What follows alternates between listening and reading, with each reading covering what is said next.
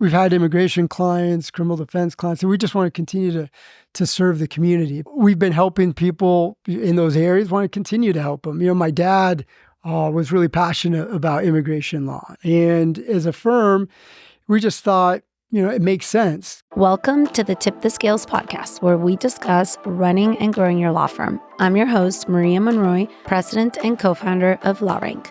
Today, I am joined by Orlando De Castroverde, and we discussed running a practice that not only has a personal injury department, but immigration and criminal defense.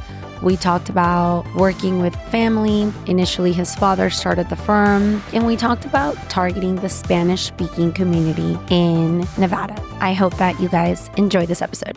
Orlando De Castroverde, how are you?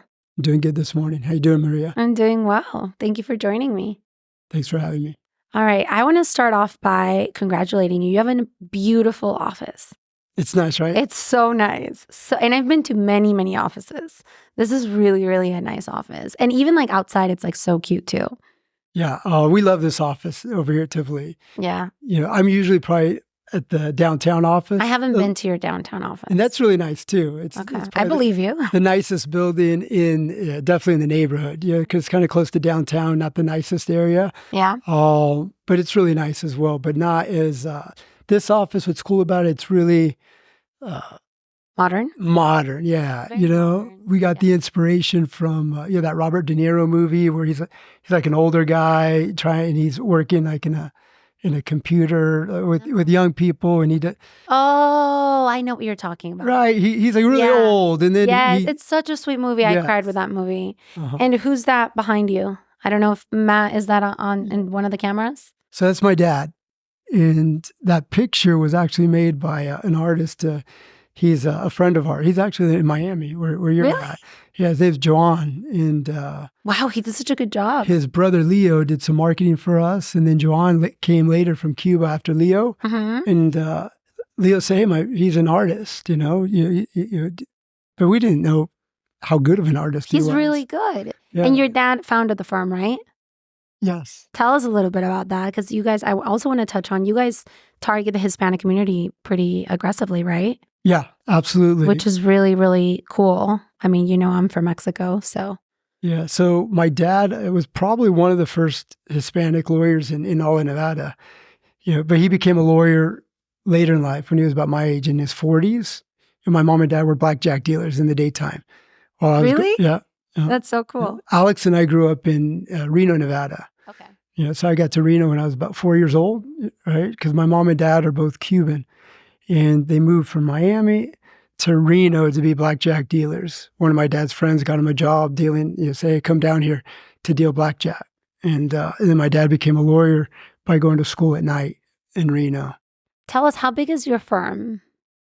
So right now we're about 100 employees total. Wow, congrats.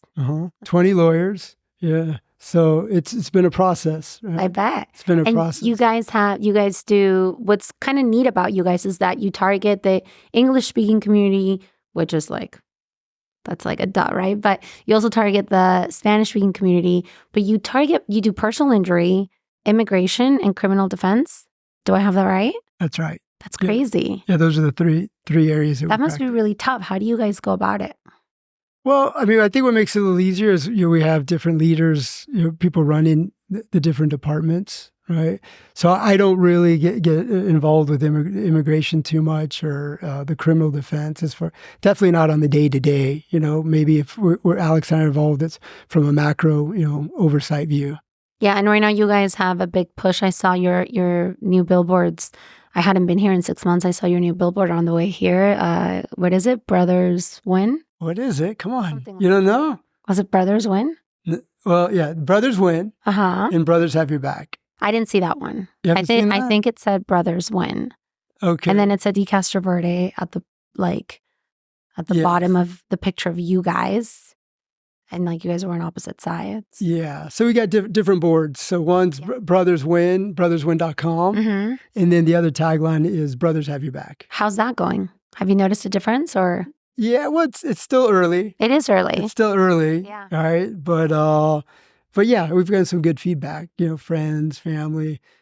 As far as, I like that. I like the brothers have your back. Yeah, because so it's you and your brother Alex that now run the firm, correct? Yes. Yeah, Mhm. that's very cool. What's it like working with your brother? It's cool.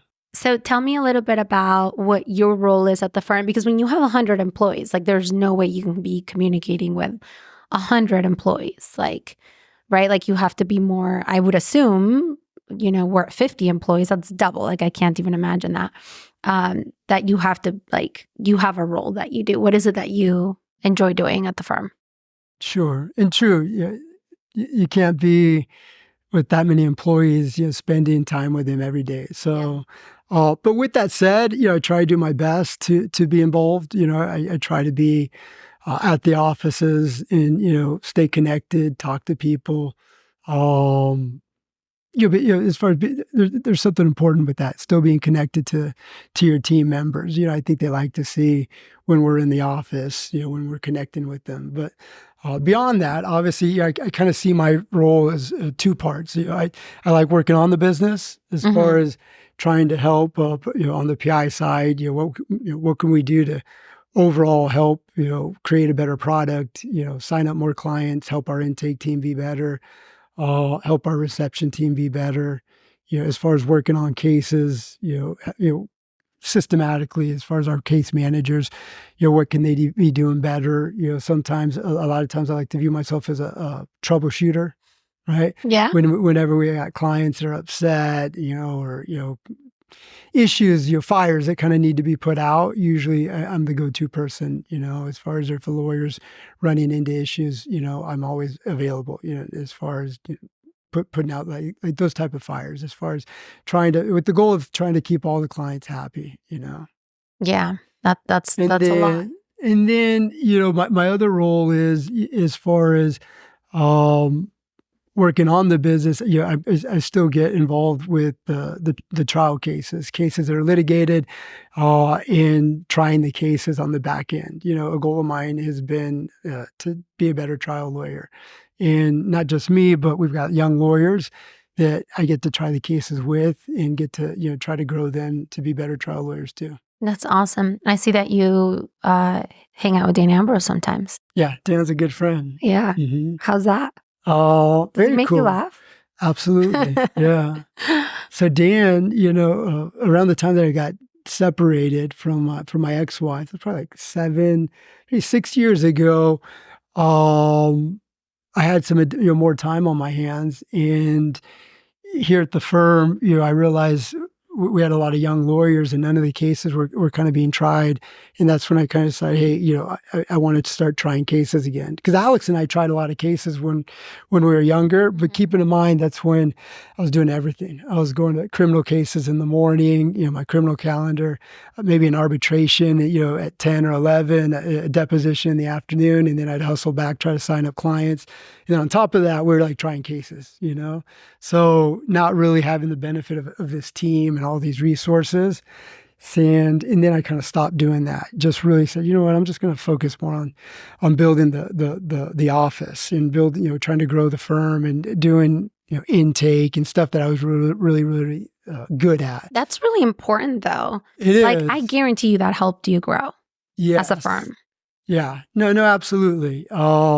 But then when I met Dan, Yeah. it was when I kind of said, I want to get back in the courtroom and try to be the best trial lawyer I can be. And lawyers are kind of funny, especially lawyers that want to be good trial lawyers. They're always looking for like that magic elixir, like that, like that magic recipe, kind of like a crutch. And I'm no different. I reached out to Dan, and that's when he was with like Trojan Horse. So I met Dan, and I did a lot of his jury selection classes, and we became friends. And to this day, I still do a lot of work with him. He's a good teacher, and he's always trying to make us, everybody around him better. Yeah, it's funny because I feel like Dan's everywhere. When we were talking about working together, and Dan was not even involved in this, that week I get a picture from Dan and he's with you. And I think Dan was wearing a LawRank hat. So you were like, hey, we're talking to LawRank. And I'm like, fucking Dan is just like everywhere. Like, can he just not be everywhere? But no, Dan is a great guy. And we're a big fan of his conferences and sponsor his conferences. Now, I have a question for you. Yeah. that I think everybody wants to know the answer to. So you have 6-pack abs and 6 children. What's harder, keeping the 6-pack abs or raising 6 kids? Raising 6 kids. Is it really? Yeah, definitely. I don't doubt it. I have 3. You have double. That's so much. Yes. And then I've got my wife, Natalie. She's got a child. Not a child. She's a teenager. So 7 now. Yes. And, I'd say that the tougher part is the teenagers. So I got three teenagers plus Olivia, 4 teenagers. And It's just the attitude, huh? yeah. And boys, the boys. Oh, don't tell me that because I'm on my way there. Yeah. Now, can we talk a little bit about your work? How old are you, if you don't mind me asking? 49. You are? 49. Yeah. Wow. You look really young and you're in such good shape. Thanks. I see your videos. Uh-huh. Tell us about your videos and like your workout routine. Can we talk about that for a second? Yeah. So the videos, I have, you're friends with Chava. He helps. I am friends with Chava. And JC. Right? Yes, I love them. So they help with the videos. Good guys. Yeah. We do a lot of stuff. Kind of come here and film a lot of content. They're really, really cool. And so we try just to do videos of not just trial and Right. legal stuff, but real life stuff with kids, stuff with working out. Yeah, I see the ones at the gym. I'm like laughing because I can just imagine like Chava and JC recording for you like at the gym. It's so funny. Mm-hmm. Like I get a kick out of it. Yeah, no, so it's cool. So I've been doing CrossFit for a while, probably like, I don't know, 8-9 years. And it's just easy. For me, it's an hour. Well, it's easy. It's a habit, I think, at this point. It's a habit, but what's easy is it's not like for me, let's say I'm going traveling and I just have a hotel gym. Now I got to figure out, okay, what do I want to do? All right, I got to maybe make a workout. I got to think about it. Oh, What's about the CrossFit is you just show up. You just show up. There's like an instructor, and they force you to stretch. They have the workout. You just kind of go through the motion, and you get to compete, right? You get to work out against your friends, and you want to beat them. They want to beat you. But it's a good, healthy competitiveness. What about your diet? How's your diet? I just eat normal food, I try to not eat like bad food. Like you're not counting like your macros. No. If anything, I need to eat more. Yeah, I try to eat more. My wife's always telling me I need to eat more. Yeah. Right? I feel you. I'm the same way. I don't eat. Yeah. I'm just not hungry. I eat. I eat breakfast. No, I eat too. But I mean, like when you work out, you're supposed to like eat a ton of protein, and I like struggle with that. Like I'm full. I don't want to eat anymore. I don't eat a lot. But that's why I'm tiny, because I'm just not it's nothing like, I don't have any issues with it. I just don't, I know I should eat more for muscle. Yeah. And I think what's good, I try not to like snack. And I think working helps. I notice Monday through Friday when I do my schedule, I'm doing my thing. I don't snack. I just eat my normal meals. I notice the weekends are harder for me because it's like, I'm not going. You get bored and then you're like, And I'm not around my schedule. Now I'm working around the kids' schedule. I put on my little chauffeur hat. I'm driving them around from practice to games, eating around them. So I find I try to snack and you just sometimes eat just to kill time because you're just hanging around the house. Now, do you think that like being in shape and eating healthy, do you think that impacts you as a, business owner, as a leader? Do you think there's a correlation? I think so. I think so too. That's why I'm asking. Yeah, I think a big part is if you want to do good at work, you want to do good, whether in the courtroom or leading your team, you got to feel good about yourself, right? And like feel healthy and like have energy and all of that. Yeah. And so I think a lot of it is feeling good and working out, I think is just part of it, right? Part of it, in addition to eating good, sleeping good. Yeah. If I don't work out, I feel I get upset, I get cranky. Mm-hmm. Even in cases when I'm in trial, I'll usually try to at least work out twice a week. And then it helps me sleep better at night. Mm-hmm. I agree, and I think it's it's like a domino effect. Like if you work out, you feel good, so you're gonna like try to eat healthier, and then if you did work out and you ate healthy, like you're just going to go to sleep. But I just feel like they all kind of help each other. It's like a good habit builds on like other good habits. Yeah, definitely. I mean, I've got I don't know if I've trained my mind, but if I eat something that's not, I don't eat like fast food anymore, but let's say I just went out to eat something. A lot of times I'll tell like my wife, oh, I feel bad. I feel we should have stayed home and ate, I prefer your cookie. And I think my husband's the same way. And I think it's just my head. She's like, Orlando, shut up. I don't That's in your head. That food was great, and sometimes I think maybe it is in my head, but I physically don't feel as good, and I regret not having stayed home. And then she gets upset. She goes, I'm not going to cook for you 7 nights a week, And I agree with her. It's funny because my husband and I go through this where we'll go out to eat and we like come home and we're like, we feel kind of shitty and we're like, is it in our head? And it's also like the oils that they use at restaurants. So like that's like a big thing. So we're like, okay, maybe we ordered healthy, right? Like a steak or a fish or whatever. But we're like, is it the oils they used? And like, we don't know if it's like in our head or not in our head. Yeah. Right? So I think it's the oils, the butter. Personally, I don't think it's in our heads. I mean, I think I'm more likely to agree with you, and my husband would agree with you because this is like a huge subject at our house. Like, fuck, are we going to go eat and like not know how it's being prepared, or like, do we suck it up and cook? But I don't know. Maybe it is in our head. I don't know. I don't think it is. That's why I feel bad. Or those people that are on the road all the time. Like I talk to Dan a lot, Like me? Yeah. So it's a struggle, right? It is. Or you got to find certain places where you... Totally. I told my husband, it's like, he wanted to go out to eat, I think, Sunday. And I was like, dude, I have a whole week coming up of bad oils. Like, we're not eating out. Like, I don't want to eat out because I know that I have from Monday through Friday, I'm going to be eating out. Right. And I have no control over what they're using, right? MSG, like what kind of plus at home we eat all organic, like super clean, right? And then we go out and eat. And, like one of my things is like, I don't eat fried foods. Like that's one of my rules. And it's just become a habit that I just won't really touch anything fried personally. Like maybe a French fry here and there, but not really. Yeah. Yeah. But I do think that there's a correlation between, I think if you are a business owner, like you have to put your health first, because I see it personally when I get up early, work out, eat healthy, go to sleep early, wake up early. It's like I just have more energy. I'm like in a better mood, right? Like you said, like not cranky, I don't know. I do think it impacts it.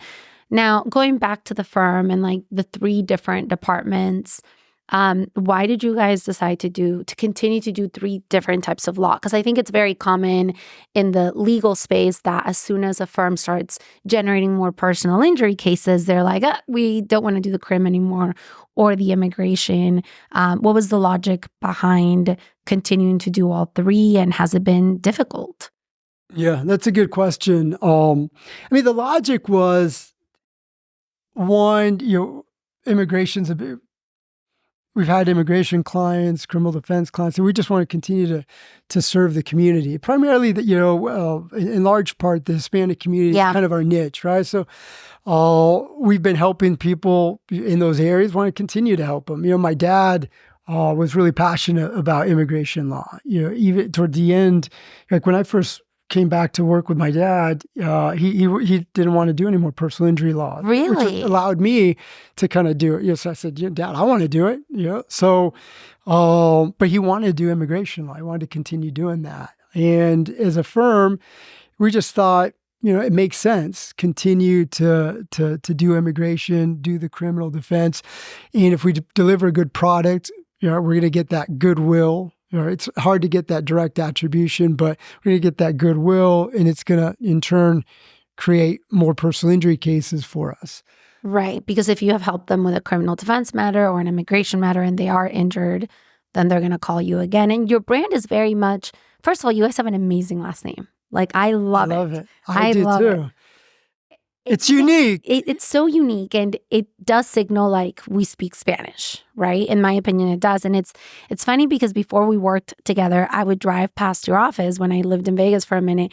And I just remember thinking like, I love their brand. Like, I want to work with them. And then, of course, like synergistically, we ended up, working together because we were introduced by someone. But you guys do have such a good brand, and you don't, your billboards, from my recollection, at least when I was here, they never say like car accident or criminal defense room. It's just like, we're your law firm, which to the Hispanic person, you don't divide law in your head, right? Like, it's like the lawyer just handles any matter that you have, right? Yes, yeah. So I think it's like so perfect, in my opinion. We really just try to brand the name, and I love the billboard that just had De Castroverde. Yes, me too. I loved it. I thought it looked clean.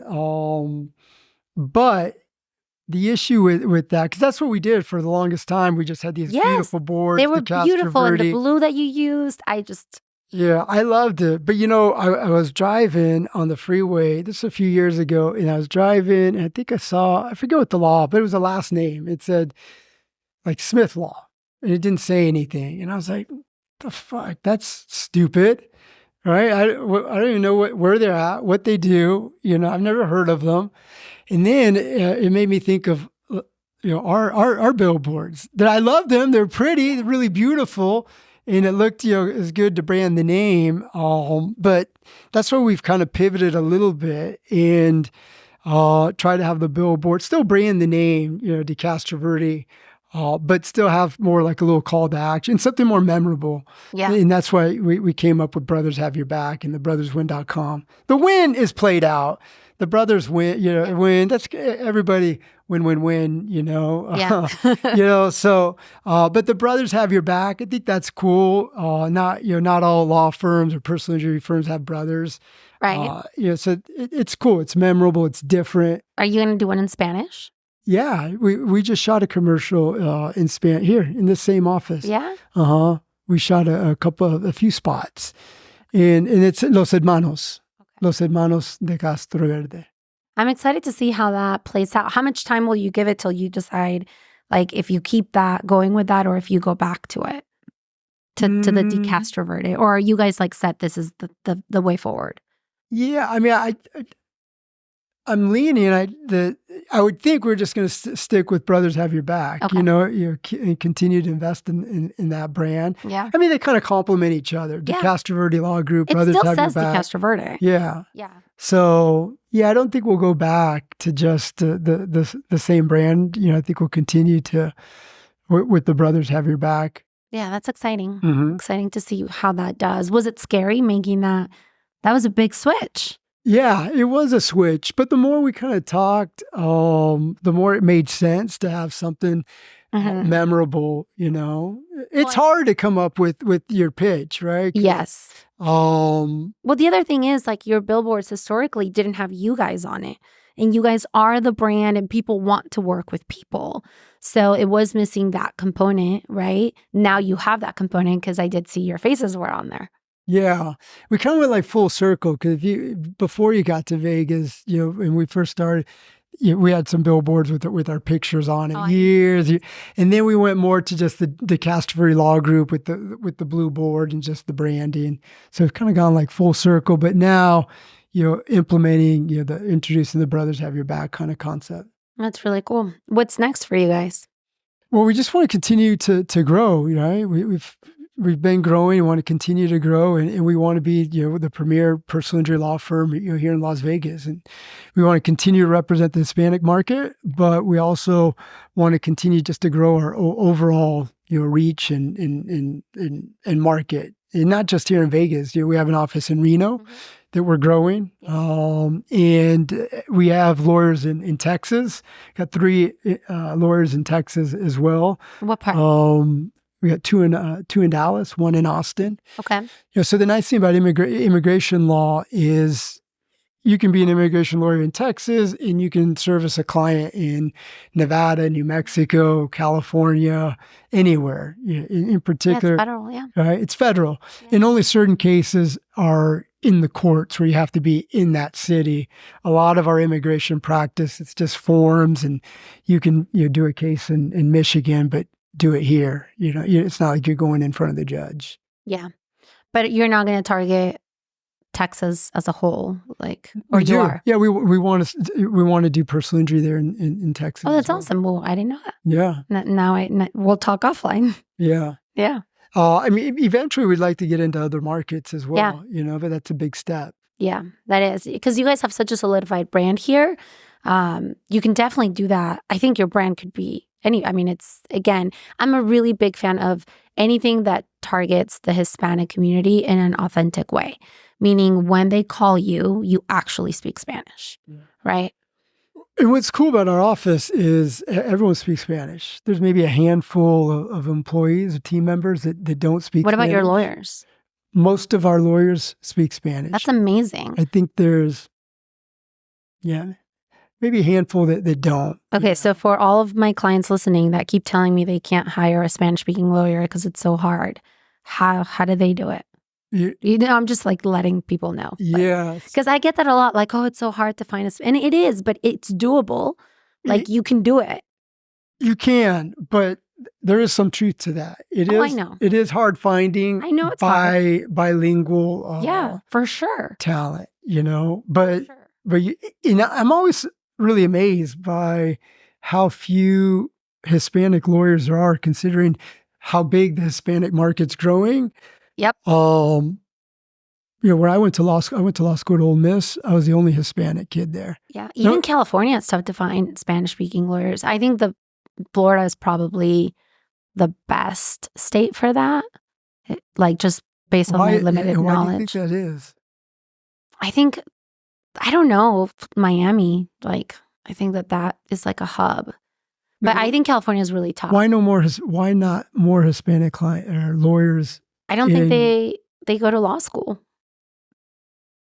A lot are immigrants, and maybe they don't have the means, right? Yeah. First time college, right? What do you call that when it's the first generation? First generation. Yeah, I don't know. I've thought about this a lot because I know our California clients struggle to find Spanish-speaking lawyers, and I have to assume that Vegas is similar. I think Miami, not Florida. I think Miami's probably the best. And Texas is tough. Even some lawyers that you would think would speak Spanish don't. Their parents speak Spanish, but they don't speak Spanish. Yes. That's my children. So I'm not judging. All my kids spoke Spanish when they were little. That's how, yeah. Yeah. And then they forget it. And then they go to school. Yeah. And they only speak English. They come home and they forget it. I get so much shit from people. They're like, how do your kids not speak Spanish? You speak Spanish. Your husband speaks Spanish. You lived in Mexico for years. And I'm like, I just prioritize I pick my battles. When they don't want to watch TV in Spanish, when they don't want to talk to me in Spanish, and I'm running a business and I, have 3 kids and I have a husband, it's you just pick your battles. It's this is just not a battle that if I was a stay-at-home mom, then yeah, maybe I would pick that as the battle. But I'm well, no, I'm working. You know what I mean? Yeah. But I get a lot of judgment for it. It's really interesting. Every time I talk to my mom, I'm not even kidding. She's like, Chloe still doesn't remember Spanish, right? I'm like, no, Mom, yeah, she randomly remembered it. Just out of nowhere, it's all of a sudden, a switch came on and she remembers it, If there's any kids out there, I don't know what the median age for your podcast is, but if there's any kids out there whose parents are telling them to speak Spanish and they don't want to speak it, you got to speak it. You got to practice. I hope don't there forget are no it. kids. I was that kid who, maybe, I don't know if you're, I was that kid who, because Spanish was my first language. Yeah, same. My mom and dad were Cuban. I was born in Alex and I were born in Miami. And that was our first language. We moved to Reno. Not a lot of Hispanics in Reno. And I'm a teenager and my mom is talking to me in Spanish. I'm talking in English. And she's saying, in Espanol, talk to me in Spanish. And I'm not going to do it. I'm not going to talk to you then. I'm not going to talk to you. Yeah. Just stupid, stubborn. And but a lot of kids are like that, I know. whose their parents speak Spanish, and they just don't want to do it. They feel like an outcast for whatever reason. Yeah. And then later in life, you realize, oh man, how stupid was I? Totally. Because now my Spanish has gotten a lot better. Because I went to Mississippi, not a whole lot of Spanish. I would only But talk here with your clients, probably, yeah. So right? now I practice all the time with my clients. Yeah. Especially when I was doing a lot of intake. Probably my Spanish was the best, Right. Because I'm talking all the time, and especially in that little universe, my little bubble, as far as where the lingo that I'm talking all, day in, day out, I'm probably fluent. Yeah. Right now, you could tell if I talk Spanish, it's not, I'm not as comfortable. You're like Mariano. My husband's is the same way. He's like you. Like, he can totally speak it, but it's like doesn't sound as perfect as like his English would sound. Whereas my mom didn't speak English. So I had no choice but to talk to her in Spanish. And I was older when I moved. So I moved at 8. So my Spanish was like pretty solidified at that point. And it's not that like we weren't allowed to talk English at home. I think eventually they like gave up on like the siblings talking in English. But I could never talk to my mom in English because she didn't speak it. Like there was no choice. And like my grandparents, all my extended family, they all lived in Mexico, right? But I don't like it. I don't like talking in Spanish if I don't have to, because I think in English. So, and I almost feel like it's like, it's going to sound psycho, but it's like almost like a different, like I almost feel like I have a different personality when I'm speaking in Spanish. Like it's not the same person because I tap into like a different, like, I don't know, maybe like I'm more in line with like my childhood and my Mexican family and like, it's really weird. Yeah, I don't know. That is interesting. I like my English side better. Yeah. I mean, obviously, the only reason I prefer to speak English is I just more comfortable. I could think English. Do you dream in English or in Spanish? Probably English, right? Right. Yeah. But I remember the first time I dreamt in English. It's weird. I think my dreams are just more visual than audio, though. I don't know Really? I don't know if I dream in particular language, But it's just frustrating sometimes talking in Spanish, not being able to fully communicate. Yeah. And sometimes with the verb tenses, I get some issues. Yes, I'm fluent. Like if you heard me, you would be like, oh no, like your Spanish is perfect. Like my Spanish is like really good, except if I have to talk about something like business or legal. Then I'm like, don't speak that language. Because like, I don't know, have you ever read like a contract in Spanish? No, I don't read contracts too much in English. Dude, I almost want to like forward you one because we have an operation out of Mexico, right?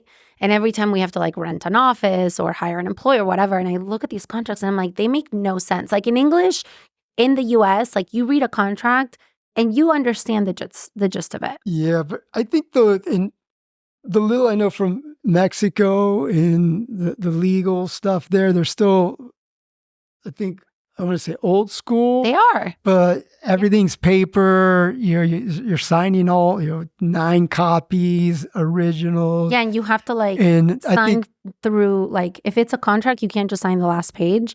You have to initial every page. And it's, yes, yeah. We do some work with some, Mexican nationals and contracts, and it's like that. You're like, no, you have to sign all 9 initial. So weird. Yeah, it's different because there's a lot of fraud. So you have to think of like what happens when you're in a country that doesn't have like the rules and like the system that the US has. And like I can tell you firsthand, we're so lucky because you go there and like you can't even do a DocuSign in Mexico. A DocuSign in Mexico will not hold up. If you're going to sign digitally, it's like through like their IRS. There's like you have to go to the office, like you give your passport, they take your fingerprints, and then you have a digital signature, and then you have all these passwords to access it, and then you have to access that digital signature to sign digitally. Interesting. Isn't that crazy? Yeah, like we're crazy. so lucky. Like the way that we can set up a business, I literally LegalZoom, you have a business in a couple hours. In Mexico, it was like, took us months to actually have like a legit business. Yeah, that's that. Yeah, it's interesting. I guess there's some positives to say those safeguards, but Well, it's only because of the level of fraud. Whereas here, we don't worry about that stuff so much because it's like our legal system is pretty good.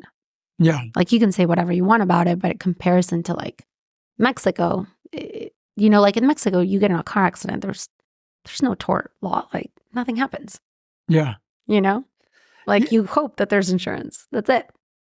yeah. No, absolutely. We're lucky and fortunate to have the laws we have. No corruption. Well, I take that back. Right. Less corruption, right? Less corruption. And less like blatant corruption. Like in Mexico, it's like very blatant. Like we got pulled over on our way to the airport. We were living in Mexico. We were flying to New York City. You can imagine like 3 car seats, all the kids, the cops pull us over and they're like, I'm going to need $200 or I'm going to take your car and like impound it. And my Mexican family was like dying laughing. They're like, we wouldn't have given him a penny. We would have given him $10. And Marno and I were like, just fucking give him the $200. Like, who gives a shit? Like, I just don't want to miss my plane. They're literally like, we're going to impound your car. Like, you're all going to have to get out and we're going to like hold it for 2 days and blah, blah, because of an illegal turn. I'm like, really? Like, That's crazy. but so out in the open, like I need $200, right? Like that doesn't happen here. No, not at all. What part of Mexico are you from? So I'm from Guadalajara, but this happened in Mexico City. Okay. So, Alex and I, we've been to Mexico City several That's cool, times. right? Acapulco. So my dad's cousin was a popular movie producer. His whole family. Really? René Cardona. I'm not familiar, but I'll ask my family. And then my brother and I, we actually filmed probably like 10 commercials. We did a bunch of commercials in Mexico City. We flew down for the law firm or for something else? No, for the law firm. Cool. Yeah, this is probably like in 2012. Yeah, so we flew down. Yeah, so my cousin, who was a movie producer, have you seen Ladrisas en Vacaciones? No. Is it good? No. No. I have not seen Come it. on. All Mexicans have seen. It's a very popular. Are you trying to tell me I'm not Mexican enough? Perhaps. I mean, if you haven't seen the movie, no, listen, Las Trisas en Vacaciones, very popular. Ask everybody. I'm going to look it up while you tell me about it. It's kind of like candid camera skits. They have the camera rolling, they roll up on people and with like jokes, but they're inside. Usually it's all actors, but the audience doesn't know, that they're actors. But my mom and dad were in Las Trisas en Vacaciones #2. I'll show you the skit when we finish. It's one of the most popular. It's like a little 5-minute skit. And my mom and dad are walking on the near the beach, and some lady comes up and says, "Papi, where were you last night?" And my mom's like, "What are you talking about? Who is this lady?" And she says, "You stood me up." And anyways, my dad gets in an argument with my mom. It was real. I've never seen it. I pulled it up. I have not seen it. We have clients that would come, they'd see my dad and say, "Oh my God, you were in Ladrisas en Vacaciones." No. Yeah. That's crazy. I'll show it to you. It's a good skit. But my cousin that was the producer for that film, he did the probably like 10 spots in Mexico City. Big deal. We had like 30 people on set, the makeup. And That's really cool. We went to like a junkyard. I had like a shaved head at the time. So it's on our YouTube station. I'll play it for the kids, and they see that as far as me with the shaved head, I'm young. Alex is a little chubby, a little bigger. That's funny. Uh-huh. All right. Well, thank you so much for joining me. All right. Thanks for having me. Thank you so much to Orlando for everything he shared with us today. If you found the story valuable, please share it with someone you want to see succeed. Subscribe so you never miss an episode, and leave a 5-star review. It goes a long way to help others discover the show. As a super quick reminder, don't forget that in Spotify, this is video and audio, and we also have a YouTube channel if you want to see the video component.